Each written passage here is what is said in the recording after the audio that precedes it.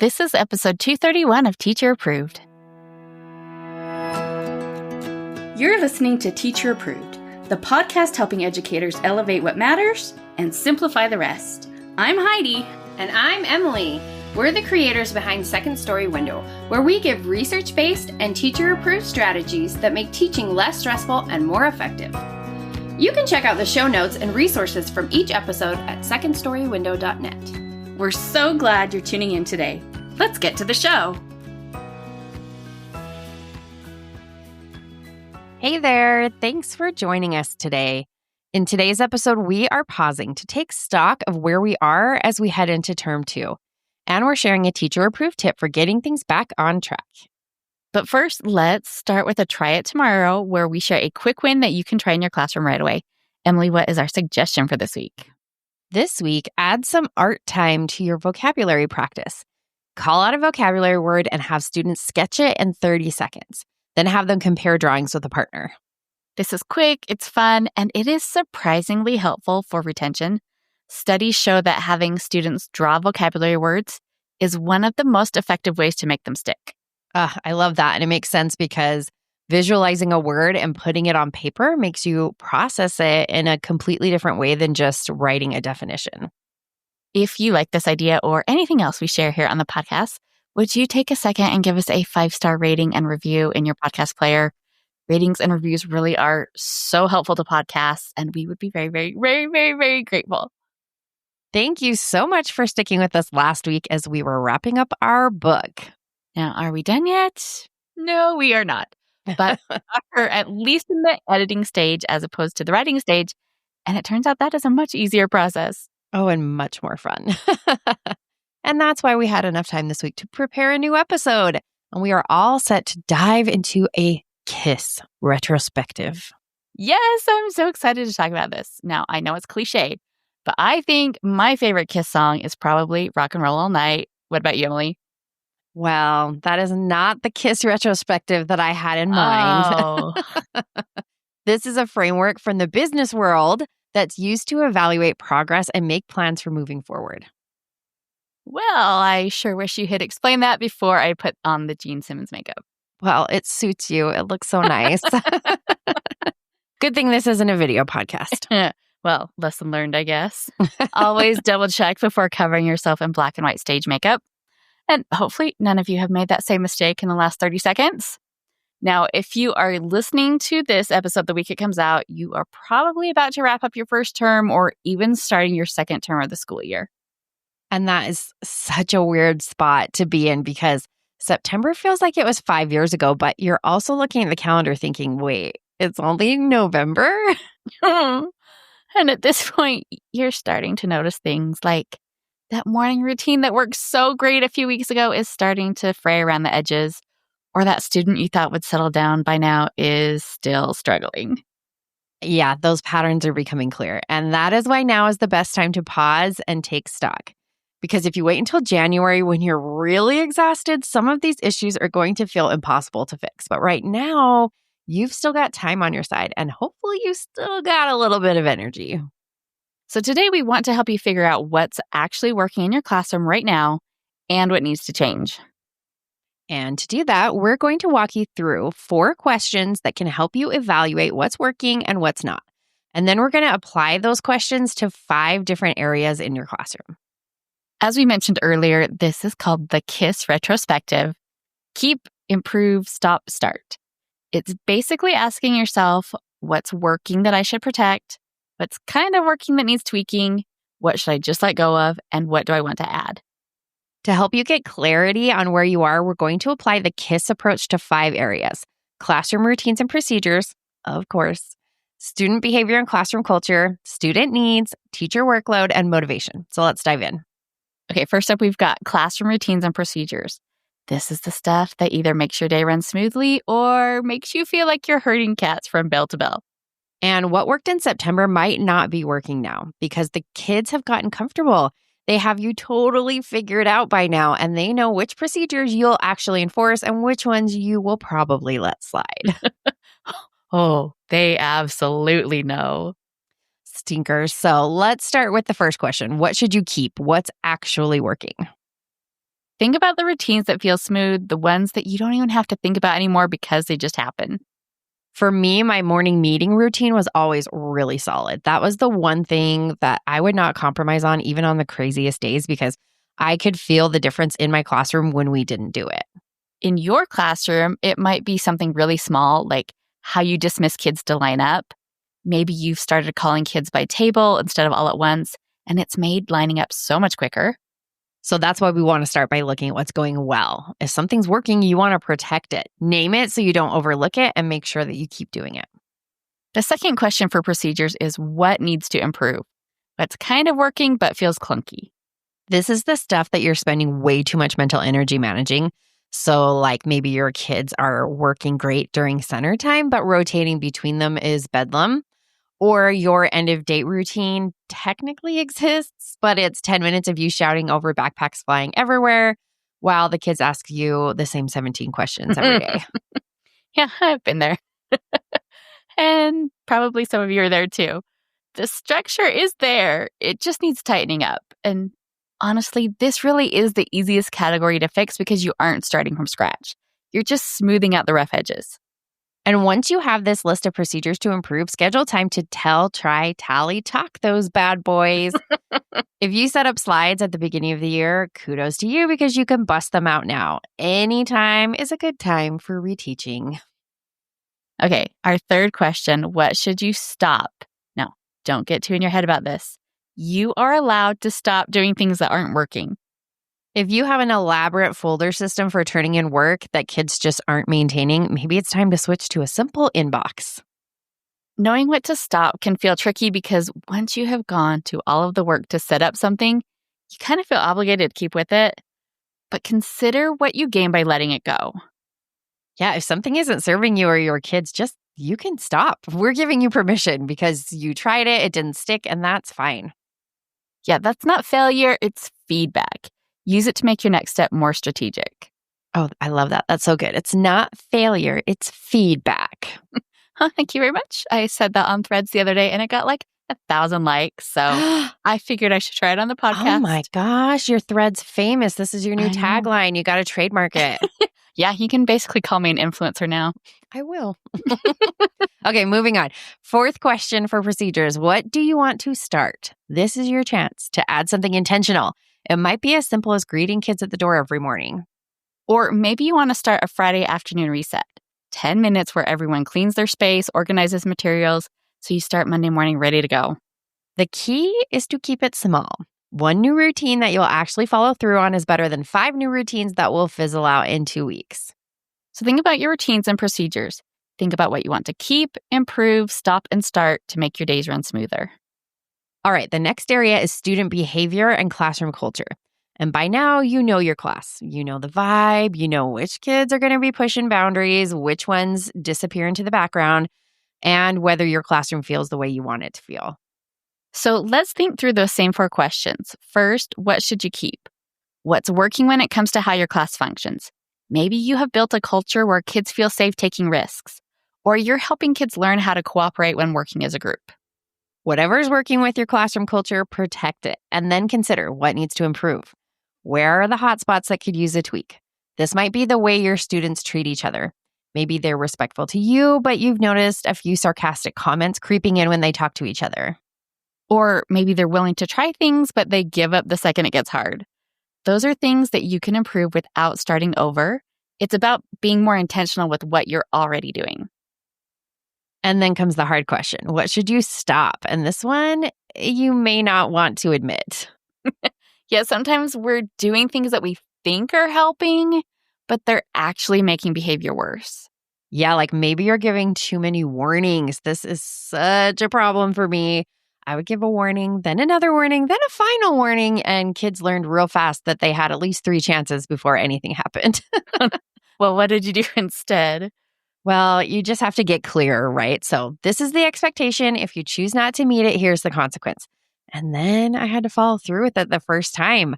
Once the kids could trust that I meant what I said, then things turned around. In your classroom, maybe it's a reward system that has turned into a negotiation every day. Kids are asking what they get for doing what they are supposed to be doing anyway. If something's creating more problems than it's solving, you are allowed to stop doing it. And finally, what do we want to start? What's one thing you could add? Maybe you want to start doing class meetings once a week or positive phone calls home. Or maybe you want to be more intentional about celebrating positive behavior. Like, I noticed you helped her pick up those pencils without being asked. That's the kind of community we're building here. It may feel like small stuff, but it's the small stuff that shifts your culture.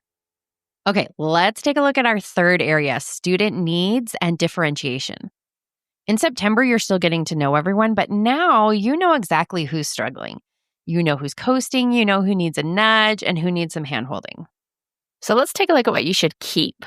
What's working when it comes to meeting student needs? Maybe your small group instruction is solid, you've got your groups, you've got your rhythm, and you're seeing your kids make progress. Or maybe you've been good about checking in with certain students and you can tell it's making a difference. Those 30-second conversations at the start of the day are helping your students feel seen. Whatever's working, keep doing it because differentiation is exhausting. And when you find something that's actually helping, you don't want to mess with it. The second question is what needs to improve? Maybe when you poll small groups, the rest of the class loses it, or your groups haven't changed since September and some kids have outgrown them. This can be such a challenge to stay on top of. I would set my groups in week 3 and then get to December and realize that I hadn't moved anyone. But as you know, kids change. And what they needed in September is not what they need right now. Right, exactly. So improving might just mean looking at your current data and asking, do these groups still make sense? Also consider where you're seeing students slip through the cracks. Now, there are likely issues, maybe even a lot of issues with your students that you are not equipped to handle on your own. Consider if you need to reach out to your special ed teachers for advice. Okay, our third question, what should you stop? And with differentiation, this might be the most important question. It's really easy to feel like you need to take on too much when it comes to differentiation. You likely don't need to make 3 versions of everything. Modify the assignment for kids who really need it. But for most kids, you can likely differentiate how you support them during the actual work time. Yeah, which is way more sustainable. And honestly, probably more effective. Also, stop expecting yourself to fix everything at once. Use your data to identify holes in basic understanding, whether that's number sense, phonics skills, or other areas. And prioritize building understanding one skill at a time. And then let's think about what to start. What is one thing you could do that would better meet your students' needs? Maybe you've been meaning to start progress monitoring more consistently. Oh, that's a hard one to keep up with, so that you actually know if what you're doing is working. Or maybe you want to start regrouping based on current data instead of sticking with your September groups. But this could be even simpler, like doing more formative assessments like exit tickets, no-stakes quizzes, or self-assessments so that you're catching students before they fall too far behind. Yeah, and the key is to be strategic. Put in the effort where it can do the most good and let the rest go. Okay, let's look at the biggie. Teacher workload and energy, because none of the other stuff matters if you are completely burned out. Yeah, by early November, you are tired. You've been going so hard since August. The newness is worn off, and if you're not careful, you're going to white knuckle your way through the next 7 months. We do not want that for you. No. So let's think about what's worth preserving. What should you keep? What's actually making your life easier? Maybe you've been good about leaving school by a certain time most days, and you can tell it's helping you show up better the next morning. If that is you, please keep that boundary. Don't let it slide just because you feel guilty. Heading home at a decent hour is really one of the best things you can do for your students. Or maybe you simplified your grading. You're not putting a score on every single paper anymore, or you're not grading every question on every page. Shifting how much you grade can free up hours, and it's not hurting your kids' learning. And then it's time for improve. Which parts of your week feel most stressful, and what small change could lighten that load? Maybe you're trying to create everything from scratch and it's taking forever. You could improve that by finding a curriculum or buying resources that do some of the work for you, like maybe from a little shop called Second Story Window. No, yeah, maybe. Or maybe you need to be more intentional about how you're using your planning time. Perhaps a block schedule where you focus on one type of task each day of the week would be helpful. The third question is, what should you stop? And be honest with yourself here.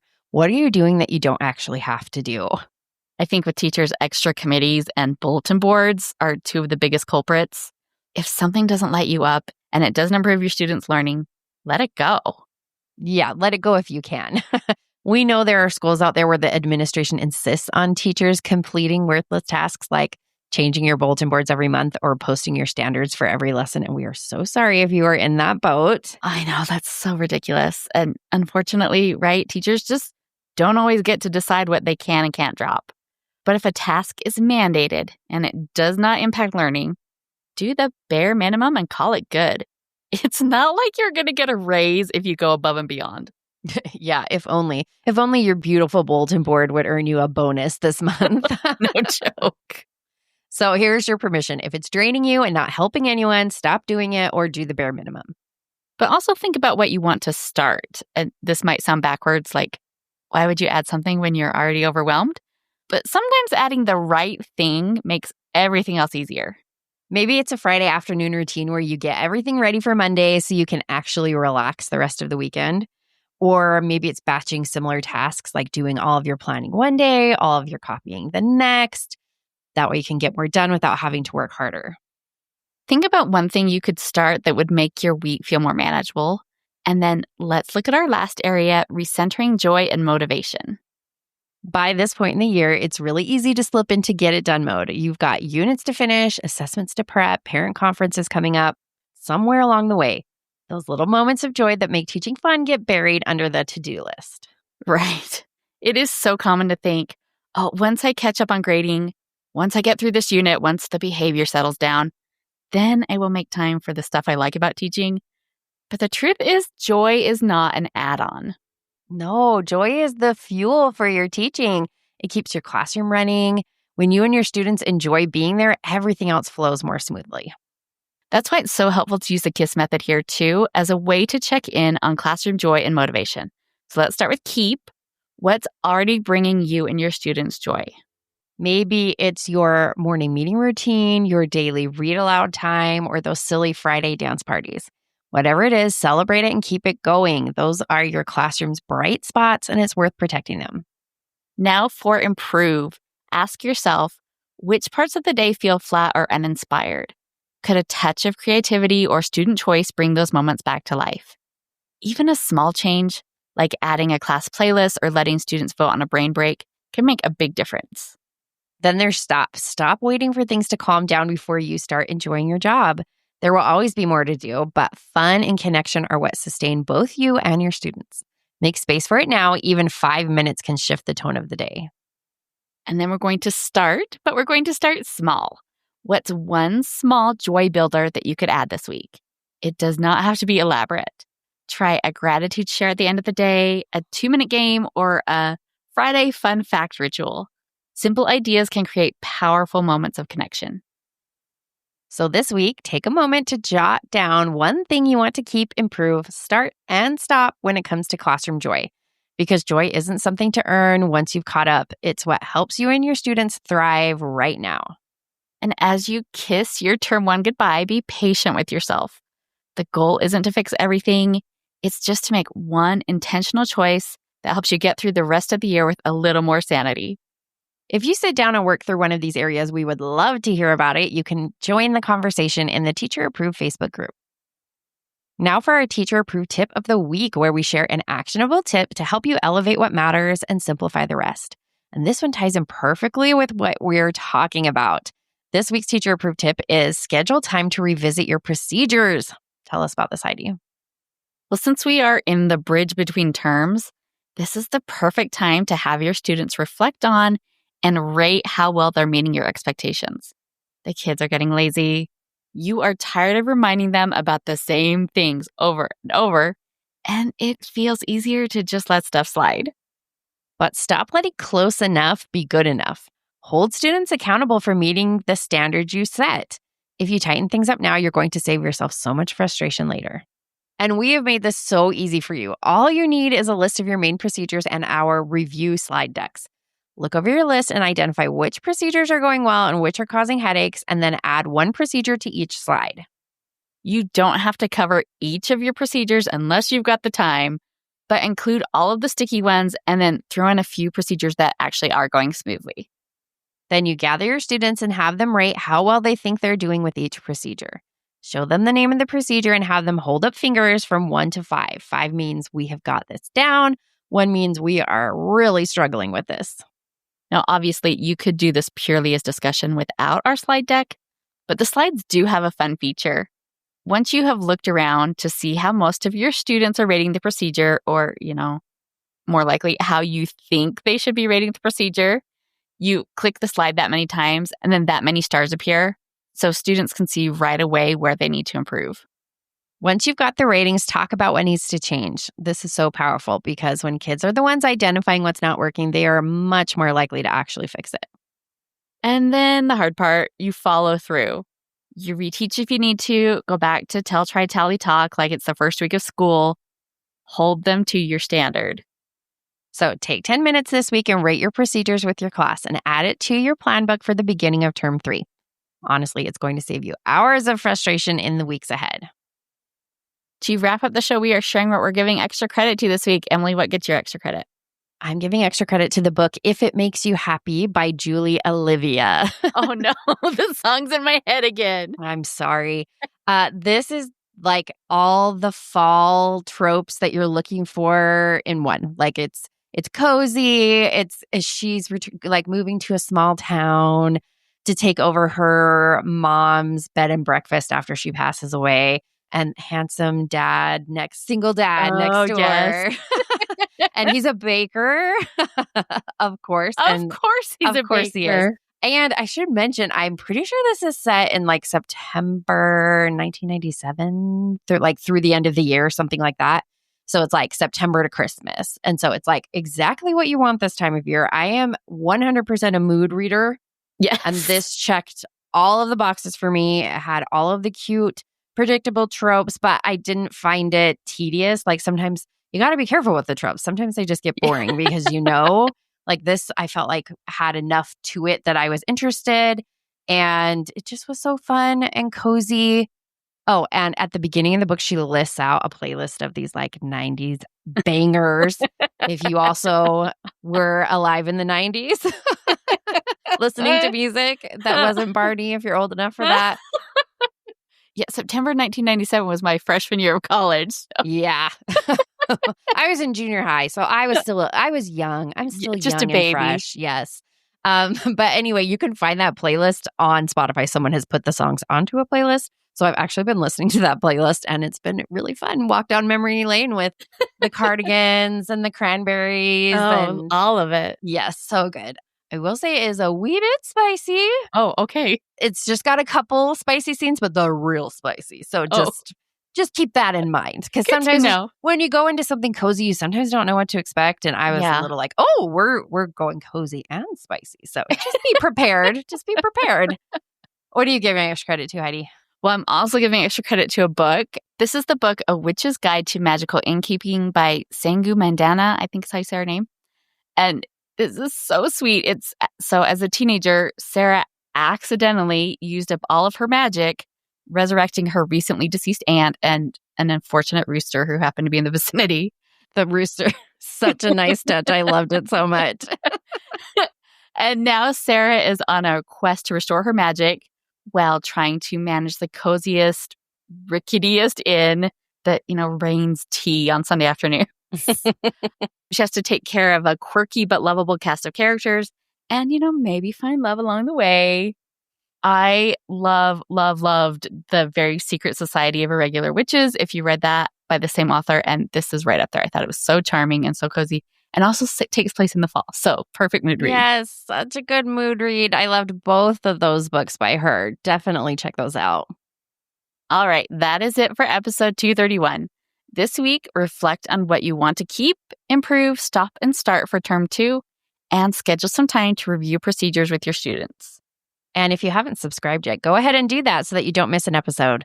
And if this episode was helpful, please share it with another teacher who might need to hear it. We hope you enjoyed this episode of Teacher Approved. I'm Heidi. And I'm Emily. Thank you for listening. Be sure to follow or subscribe in your podcast apps so that you never miss an episode. You can connect with us and other teachers in the Teacher Approved Facebook group. We'll see you here next week. Bye for now. Bye.